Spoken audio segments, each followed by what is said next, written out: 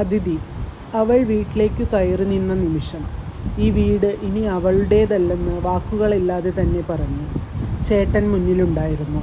പക്ഷേ ചേട്ടൻ്റെ ഭാര്യയുടെ കണ്ണുകളിൽ അവൾ ഒരു ബന്ധം അല്ല, ഒരു ഭാരമായിരുന്നു. വീടിനകത്ത് ശബ്ദങ്ങളുണ്ടായിരുന്നു. TV, പാത്രങ്ങൾ, നടപ്പടികൾ. എന്നാൽ അവളുടെ ഉള്ളിൽ നിശബ്ദത മാത്രമായിരുന്നു. കുറച്ചു ദിവസമല്ലേ, ചേട്ടൻ പറഞ്ഞു. അത് ഒരു അപേക്ഷയായിരുന്നു. ഭാര്യയുടെ മുഖം മറുപടി പറഞ്ഞു. അംഗീകരണമില്ലാത്ത മറുപടി. അനിയത്തി ചിരിക്കാൻ ശ്രമിച്ചു, പഴയ കാലത്തെ പോലെ. പക്ഷെ ആ ചിരി ഈ വീട്ടിൽ പരിചിതമല്ലായിരുന്നു. കയ്യിൽ ഇപ്പോഴും മരിച്ചുപോയവൻ്റെ വളകൾ കിടന്നിരുന്നു. അത് കണ്ടപ്പോൾ ഭാര്യയുടെ നോട്ടം ഒരു ചോദ്യമായി. ഇതാ മുറി. സ്വാഗതമല്ലായിരുന്നു അത്, ഒരു നിയോഗം മാത്രം. രാത്രി എല്ലാവരും ഉറങ്ങുമ്പോൾ അവൾ കണ്ണടച്ചില്ല. ഈ വീട് അവൾക്ക് ആശ്രയമാകുമോ അതോ പുതിയ വേദനയാകുമോ എന്നവൾക്കു തന്നെ അറിയില്ല. അവൾ വിധവയായി ഈ വീട്ടിലേക്ക് മടങ്ങി വന്നു. പക്ഷേ ജീവിതം വീണ്ടും തുടങ്ങാൻ ഇവിടെ ഇടമുണ്ടോ എന്നാരും പറഞ്ഞില്ല.